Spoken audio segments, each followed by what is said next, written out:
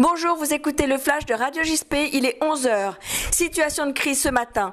Il y a moins d'une heure, Thomas Sedep s'est barricadé chez son ami Ramirez. On pense évidemment au drame de l'an passé durant lequel son père s'est donné la mort, un scénario qui pourrait se répéter. Notre reporter est sur place, le réseau téléphonique passe mal, nous vous prions de nous en excuser. Un point sur la situation. Camille, vous êtes sur place, que se passe-t-il ?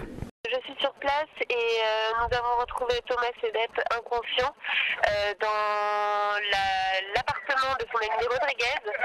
Rodriguez qui a refusé de nous parler, qui nous a chassé son appartement. Une autre équipe d'urgence est venue sur place pour évacuer le corps inconscient de Thomas qui aurait ingurgité de l'alcool et des médicaments qui l'auraient mis dans un état d'inconscience totale. On a eu également le maire de Viroflay qui a pu nous donner quelques mots sur l'histoire, se dédouanant totalement de ce qui s'était passé. Donc on essaie de le travailler un petit peu plus. On n'a pas totalement de certitude sur la gravité de l'état de Thomas Sedep actuellement, mais les pompiers font leur maximum et sont en train de ranimer le corps, en tout cas, c'est ce que j'ai compris. Merci Camille. Est-ce qu'il a fait une déclaration avant de passer à l'acte ? Pardon, je vous entends mal. Est-ce que Thomas a fait une déclaration avant de passer à l'acte ? Non, absolument aucune, ou alors en tout cas on n'en a pas pris, on n'a pas entendu en tout cas. Son ami Rodriguez nous a juste chassé lorsque nous avons essayé d'entrer dans l'appartement et nous avons juste eu son ami qui a pu nous parler. En revanche, aucun mot de la part de Thomas. Très bien Camille, je vous remercie. On reste en contact, surtout vous nous... On reste en contact et je vous tiens au courant dès que j'ai du nouveau. Merci Camille. Il faut savoir que Ramirez, la personne dont parle Camille, se présente comme un ami de Thomas. Il dit que la dernière volonté de Thomas était de parler aux journalistes. Un flash spécial sera diffusé dès que nous aurons plus d'informations sur l'état de santé de Thomas Sedep. Thomas Sedep, décidément, un jeune homme bien mal entouré. Krivine de Montjoie, un autre ami du jeune homme, a dévoilé ce matin qu'il avait lui-même manipulé son ami. Charlotte Vaccaro, vous étiez sur place. C'est une des révélations de cette fin de matinée. Krivine Demongin, ami de Thomas Sedep, a tenu une conférence de presse pour annoncer qu'il était responsable des actes du fils de Martin Sedep. J'ai vu là aux infos que la police municipale m'avait accusé d'avoir brûlé la bagnole. Alors c'est pas vrai, c'est pas moi, c'est Thomas, c'est mon pote. Et comment je le sais, c'est facile parce que c'est moi qui l'ai poussé à bout en fait. J'ai été contacté par un mec, un genre de détective, qui s'appelle Léon Boudard. Et Léon Boudard m'a filé 20 000 euros pour pousser à bout Thomas Sedep pour qu'il craque et qu'il pète les plombs. Krivine Demongin affirme donc avoir reçu une somme conséquente de la part d'un détective privé, Léon Boudard, mais dit ne pas savoir pour qui ce dernier travaille. Hasard ou coïncidence, nous avons aussi appris par l'agence France Crise que l'année dernière, Claire Laroche, employée de Chauffage et Fils, avait elle aussi été payée par un détective privé afin de tenir des propos désobligeants contre son entreprise. Demongin a déclaré qu'il s'exprimait sous les conseils de son avocat. Il a par ailleurs ajouté qu'il avait trahi son ami d'enfance pour l'argent afin de se produire de la drogue. Nouvelle information sur la personnalité de Philippe, le mystérieux ami dont Martin Sedep avait subi l'influence néfaste, Marina Toré. Drôle de personnage que ce Philippe. Selon le docteur Giraud, le fameux Philippe évoqué dans notre flash de 9h était un personnage pour le moins douteux. Philippe Giraud, psychiatre de l'association Un Toit pour moi, connaissait Martin Sedep, bien qu'il ne soit pas son médecin traitant.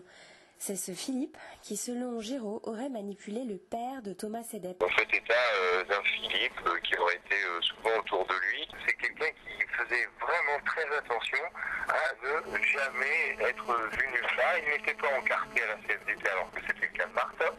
Il se prétendait comme un SDF, mais pourtant il n'avait pas besoin d'un logement auprès d'un toit pour moi. La seule chose qu'on sait, c'est qu'elle était d'une influence déplorable sur le pauvre Martin. De son côté, Martin Sedep est dépeint comme quelqu'un de particulièrement influençable. Le fait qu'il se suicide prouve que c'était pas quelqu'un de violent, c'était quelqu'un de faible. Peut-être avait-il été instrumenté. Philippe pourrait être un autre lien avec l'affaire actuelle. Un certain Ramirez l'a ainsi incriminé. Selon cet ami du fils Sedep, Thomas aurait aussi été manipulé par Philippe. Désormais, c'est sûr, la chasse est ouverte. Qui retrouvera Philippe sera peut-être le fin mot de l'histoire, à moins que ce ne soit une fausse piste. La municipalité de Viroflay réagit enfin suite aux mises en cause de l'association Un Toit pour moi. Pascal Erard les a joints au téléphone pour nous. Pauline Billodel, premier adjoint au maire, stipule que l'association Un Toit pour moi n'est pas particulièrement subventionnée par la municipalité. Dans le même temps, la responsable des affaires sociales étant en voyage, le maire absent, il est difficile de savoir dans quelle mesure la ville de Viroflay est impliquée dans la gestion de cette association, au moins d'un point de vue financier. Je ne vais pas pouvoir vous répondre parce que je ne connais pas suffisamment le dossier. C'est plus géré par ma collègue des affaires sociales. Moi, je m'occupe, même si j'étais sur le terrain hier soir, j'étais en qualité de premier adjoint puisque le maire était absent. Mais moi, je m'occupe beaucoup plus du secteur scolaire, donc ça ne rentre pas dans mes compétences. Tant que les personnels de la mairie en charge des dossiers sociaux ne seront pas joignables, l'association Un Toit pour moi pourra continuer à porter ses accusations et créer la confusion sans aucun démenti officiel. Élise Vogel a assisté à 8h30 ce matin au point presse de Fabien Caillot, le nouveau président de l'association Un Toit pour moi. Lise, 2 points presse en moins de 12 heures, vous ne trouvez pas que cela fait un peu beaucoup ? Bien écoutez Christine, ce qu'on peut dire pour l'instant c'est que ça sent la justification, d'autant plus que ce point presse n'a apporté aucune nouvelle. Le nouveau directeur de l'association a fait parader l'un des ex-bénéficiaires de son association en vantant ses mérites de jeune chef d'entreprise qui s'en est sorti, etc., etc.